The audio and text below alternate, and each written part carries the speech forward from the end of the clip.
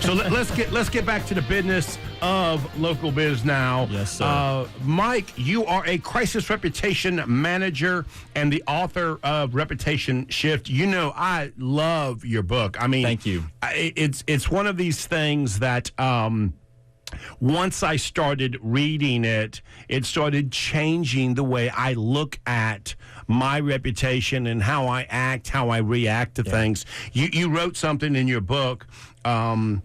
We don't do business with companies that even a total stranger has told us they don't keep their word.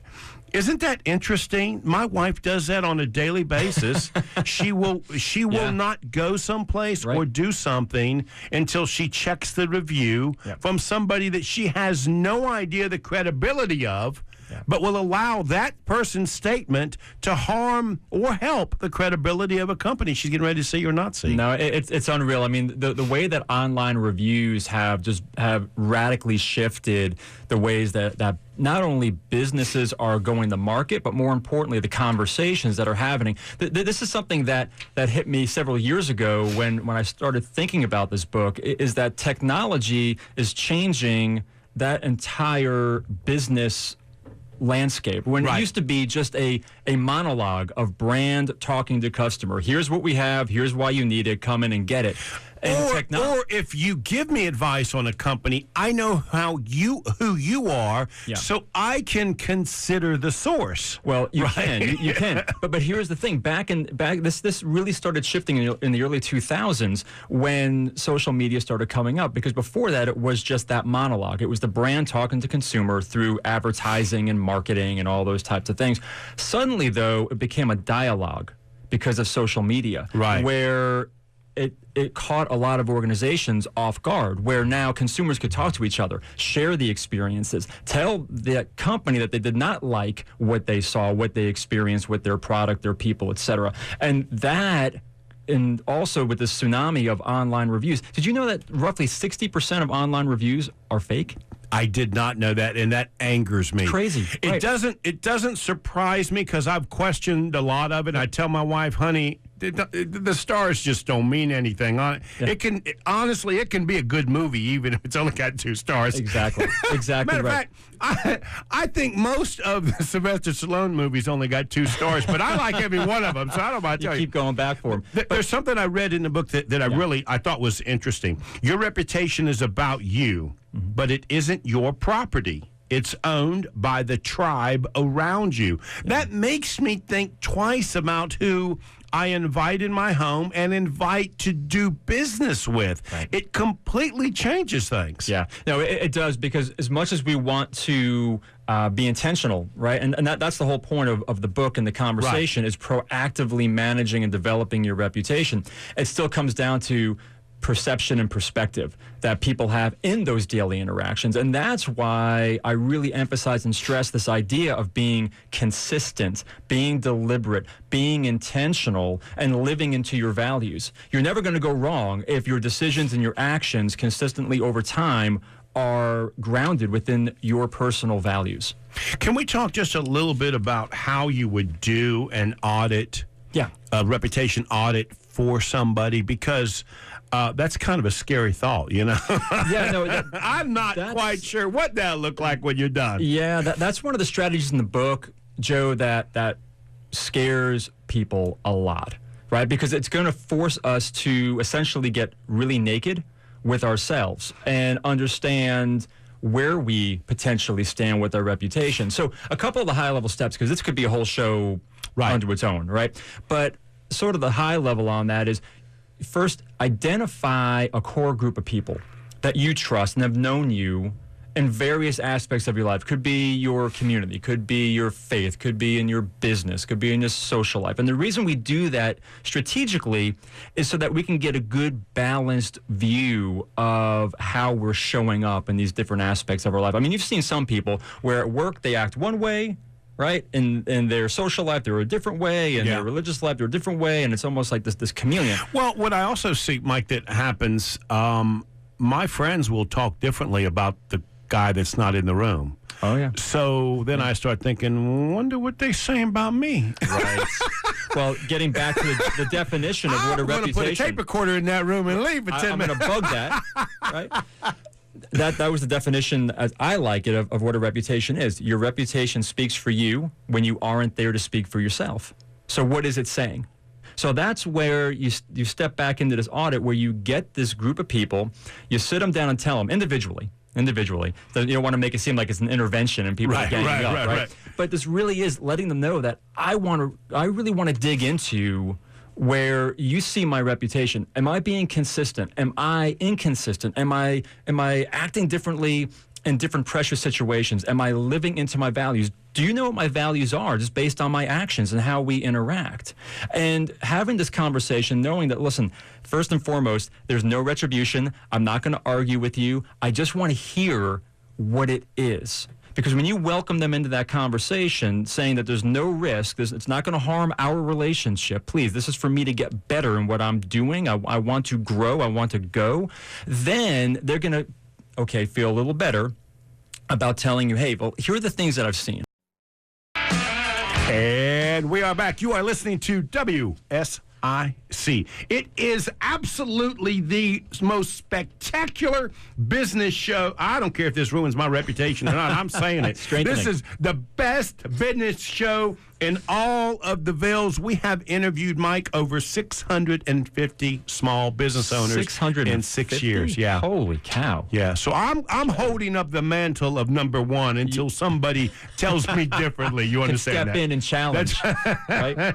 And that's not an open call for challenges, is it? I don't think that's what you're asking for. There's not too many other games in town, right? But, Mike, thank you so much for being on the show. But if somebody wanted to reach you and get your book or measure or fix their reputation, you can help them. How can they do that? Sure. You can get a hold of me in a couple different ways. First off, email mike@mikemooney.com, Mooney. My website is mikemooney.com. So I'm picking up the theme here. I'm trying to make it easy for people here, Joe. Okay. And then the third way, on Facebook, you can check me out at Mike Mooney Speaks. Mike Mooney Speaks. There and you go.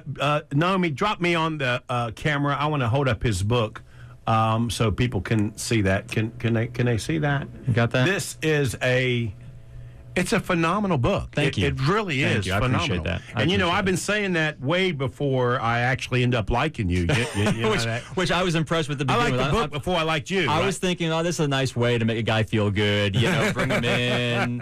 But no, I appreciate that very, very much. No, it's the real deal. Matter of fact, you're the real deal because I put on a small business event with Lake Norman Chamber every year. Yes. It is the first event for Small Business Week every year, May the 2nd, and I've asked you to speak at that event. That's a big deal, man. And I'm looking forward to it. Yeah. Thank you. You're going to do a great job, and I encourage people to be prepared for that because it's going to be a great event. And we only have the best of the best talk at that event. You understand that? And then when they can't make it, you called me. That's right. I get it. I understand. I get it. I see where I am. Okay, now for you got a role, you got a job, you got a responsibility to be on this show. Yes. You got to bring something from the Google or something. Right. Did you do that this morning? I did. I believe in living into the expectations and the commitments that you've made for me. Okay. All right. Good. Did you catch that? Yes. This is going to work out good. This relationship's going to work out good. It's perfect. Okay. So let me ask you this. I want to take us down a road related to new business. Joe, you love new business, don't you?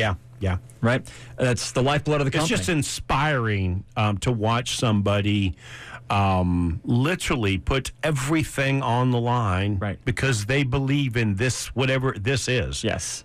And once you get that up and going and you build the company out and now you've got customers and now you've got to do what? Now you've got to get more customers. So here's what I came across I thought was very interesting. 65% of all new business comes through referrals. You like statistics, don't you? I love statistics. I do. Well, you know why? Because every week you bring me a new statistic, which is surprising. You know that? Well, it's in the space of educate and entertain, right? Okay. But the thing is, if I just came out here and said, well, people like new business, right? That's nice, Mike. 65%. 65%. of all new business comes to referrals. That would certainly be consistent with my experience in my business and the businesses I have owned. That number is very true. And if you think about that, referrals reflect upon your reputation 1,000%. How do you like that stat? 1,000. Now that's not a formal study. That's one of my statistics. You made that up. Yeah, that's one of mine. No, a guy like you holding on to that good reputation should not be making up numbers. I get to make up numbers. You can't make up numbers. Well, in this case, I'm going to. Okay. I'm going to. So 1,000%. I'm standing behind it. I'm standing behind it. Right. I'm afraid I'm rubbing off on you, Mike. A little bit. A little bit. It's going to hurt my reputation. Yeah. Right. Can I get a bell, please? Can I just for that? Thank you very much. Yes. Naomi, yes. He did not deserve a bell for that. Oh, come on now. That was not necessary to give him a bell. That was bell-worthy. Okay. That was bell-worthy. So I want to talk about that, and it kind of leads back to the opening conversation we had around reviews, because now when you look at referrals, it's not just the person-to-person, the one-to-one that we're looking at. It's really the one-to-many. And what I've found in many cases is that beyond focusing just on, oh my gosh, what is my review? What is the review? How many stars? How many stars? Let's stop that for a second. And let's get back to mindset. A lot of what I'm talking about in this book of shifting mindset, of being proactive, of looking at your business differently, is centered around this idea of proactive versus reactive. And in this case here, I want people to think about the way they're engaging with their customers, their clients, in a way of being less transactional, which is about price, service, quality. Right. Get it done. Isn't that typically how people go to market? It's about the price, service, quality. That's great. And they may talk about how they want to build a relationship, but that's not the actions. How are they exactly? That's not how they Is that negotiate. what we're seeing? Yes. Is that what we're seeing? Now, transactional, in my opinion, are table stakes. You have to have price, service, quality in order to be in the game. Just to be in the game, to say that you have the right to try to earn someone's business, because things have become so commoditized in terms of the different services that they're offered and the way that the volume's been turned up on advertising and marketing and getting in people's faces. That's why we need to shift to that relational piece, which is about trust, right? It's about value. It's about being there and listening and understanding how your service, your product fits into their life, into their company, right? That's building distinction. That's building lifetime value. That's going to help drive that referral engine that we all need. You know, Mike, I tell some of my small business clients the best way to make sure you're doing this well, would somebody be willing to write you a check for your name and your company brand? Yes. And would they buy a franchise of you or your brand? Because that's essentially what you're describing here. Well, it is. It is. Would you be willing to put not only your money on it, but your name on it? Right. Because here's the thing. If I refer someone to you and they turn out to be a dud, right, what does that reflect upon me? You may stop asking me for recommendations or referrals because I just keep sending you duds. So here's what I would ask the business owners to do is think about, how are you building distinction, right? More importantly, how are you training the people who work for you, the people that are out there every day with your logo on their shirts, their hats, their jackets, their trucks? How are they building relational value? How are they spotting, more importantly, spotting the opportunities to build relationship with your customers that will drive that referral business? I heard this story a while back that I think is just so powerful around this, and it was around an IT company that got a call from one of their customers that was in an absolute bind and a jam, having to get something done for a deadline.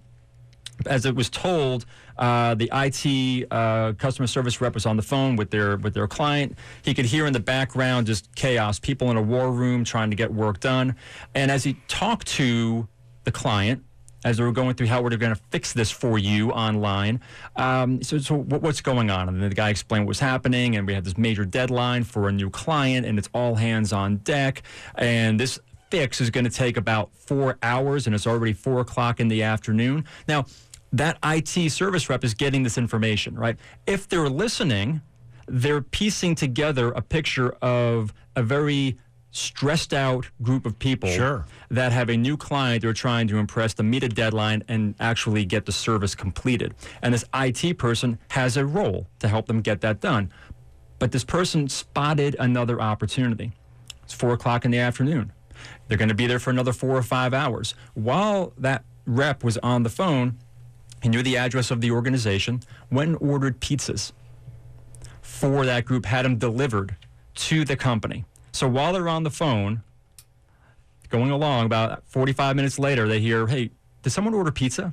And the IT rep says, oh, I did. See, that's a spectacular person right there. Right? Because pizza's delicious. Pizza's delicious, especially when you're stressed out. Yeah. Right? But the point of it is that rep had an opportunity to just look at it from a transactional standpoint to say, hey, I'm going to fix your issue. I'll get it done as quickly as I can and get you on your way. Or, and I don't know if it was trained or it was just sort of innate in their own DNA, but it was spectacular. The person actually listened to what was going on and pieced together a reality that those folks were living and helped them out. Do you think that built loyalty? Do you think that built absolutely. relational value and equity that the next time something were to give a man pizza, he's a friend for life. For no life. question about it. For life. So that would be my point for everyone listening in the Vills right now. As you're thinking about your business, it's not only you as the owner and the representative of the brand, how are you connecting in that way with your and how customers? Would you like to be treated? What special event can I give or offer a client that I would want in that moment? Yes. Those are what we call emotional souvenirs. Emotional souvenirs. Right, because think about sporting events where you go and you get the T-shirt, and after 6 to 8 months, a year, you outgrow it. You get the poster, the cup, you lose it, whatever it is. Emotions don't leave, right? That's a souvenir that you keep forever. And so that's interesting. So what I need to think about is not a product or service that I can give my client, but what is an emotion I can give them that absolutely stays with them for a long period of time. Which is a much harder thought process, and it's more in-depth conversation to have with your staff and also with your client. You need to know your client to do that. Well, you need to know them, but you also need to be training your staff. You need to be working with them to think about identifying those opportunities where you can create those moments. I mean, you've heard them all along, Joe, the surprise and delights and things of that nature, which are important. This is really being more cognizant. And in a world where we have got such an influx of information coming at us from so many different directions where it's tough to keep up with things, that personal touch, the smallest personal touch matters and can make such a significant difference. And that customer writing a 5-star review, referring business to you, being a lifelong customer when someone else comes knocking on their door offering a similar service for less money.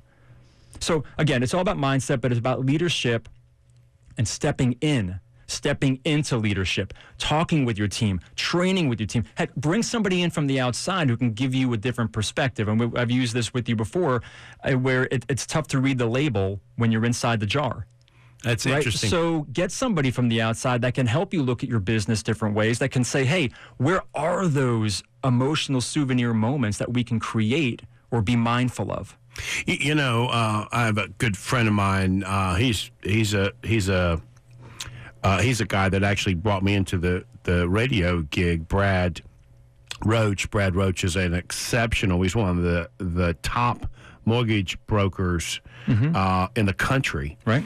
And one of the things Brad taught me years ago, because we've spoke on this very same topic, was that the best time to ask for the testimonial, the best time to ask your client is in the middle of whatever it is you're doing, not at the beginning where you haven't performed anything, and not at the end where you may have redefined the expectations, but in the middle, because it allows you also to form a stronger relationship.